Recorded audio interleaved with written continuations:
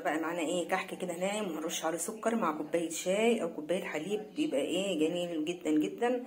إيه في السقعه ديت إيه كده بيبقى الواحد عاوز حاجه إيه دافيه مع ايه كحكايه مع بسكوتايه. هنعمل النهارده كحك، وتعالوا معايا بقى الحلقه نشوف هيتعمل ازاي. بسم الله الرحمن الرحيم. السلام عليكم ورحمه الله وبركاته. اللهم صل على سيدنا محمد وعلى اله وصحبه وسلم. النهارده هنعمل ان شاء الله كحك ناعم.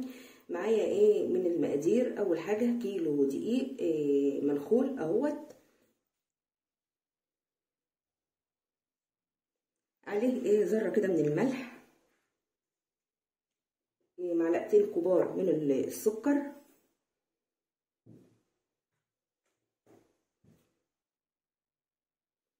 معلقه صغيره مليانه بيكنج باودر، معلقه كبيره خميره فوريه.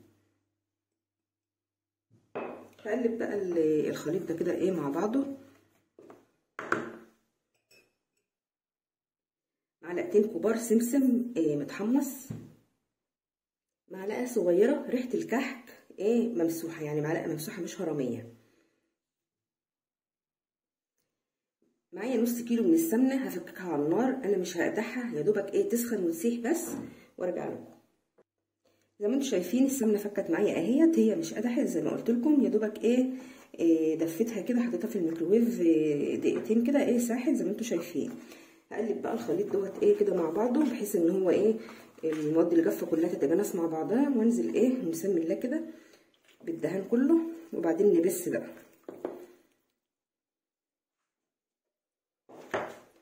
بسم الله.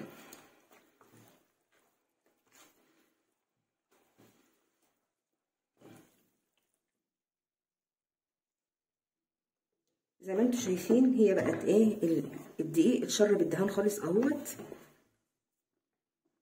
هنزل بقى دلوقتي بالميه او اللبن بس انا هحطه ميه. ليه؟ عشان خاطر ما تبقاش الكحكه ناعمه قوي كده، يعني تبقى نعوميه ببرغشه كده شويه. معايا اهوت نص كوبايه ميه، والزياده معلقتين كمان. هسمي الله كده واحطهم، بس برضه مش هحطهم مره واحده.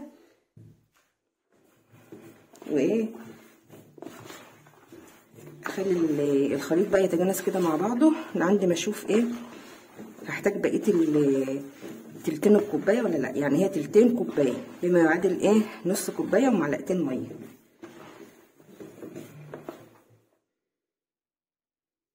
العجينه حلوه، بس برضو يعتبر هي ما لمتش معايا كلها، والعجينه ما بتبقاش طريه. واخدين بالكم؟ كحك الناعم العجينه ما بتبقاش طريه قوي زي عجينه القراقيش. هكمل بقيه المقدار اللي هم التلتين كوبايه. زي ما انتم شايفين العجينه معايا هي العجينه ما بتبقاش زي ما قلت لكم طريه، بتبقى يعني فيها فروله خفيفه سنه كده. لو انت عايزه الكحكايه تبقى ناعمه، عايزاها يعني تبقى مش ناعمه قوي، هتزودي لغايه ما تبقى كوبايه ميه. يعني هي مفروله بس في نفس الوقت زي ما انتم شايفين مش ناشفه، تتلم معايا. اللي عندي بقى بعملها كده واخدين بالكم؟ تبقى طريه خالص معايا زي الملبن.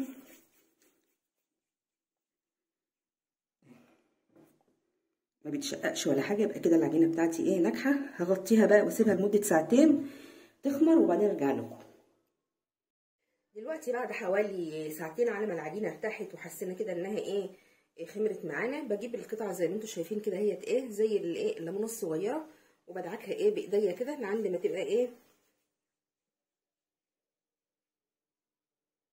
طريه خالص وبجيب البصمه بتاعتي وبتك عليها كده زي ما انتم شايفين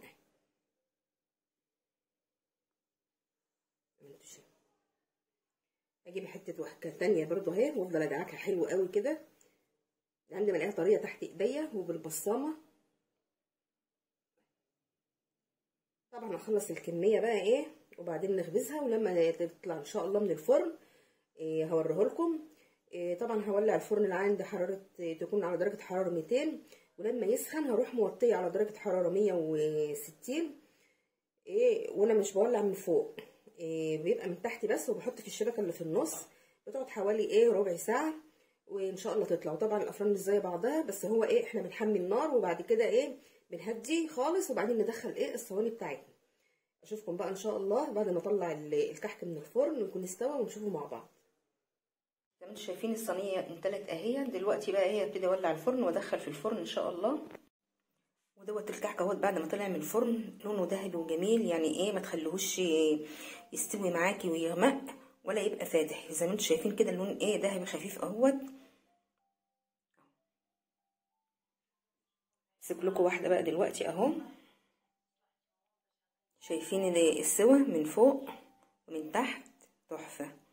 زي ما انتم شايفين يعني نعوميه بايه، يعني اهو ماسك نفسه في نفس الوقت ايه ناعم وجميل. جربوه ان شاء الله هيعجبكم، واستودعتكم الله الذي لا تضيع عنده الودائع. اشوفكم في حلقه جايه باذن الرحمن.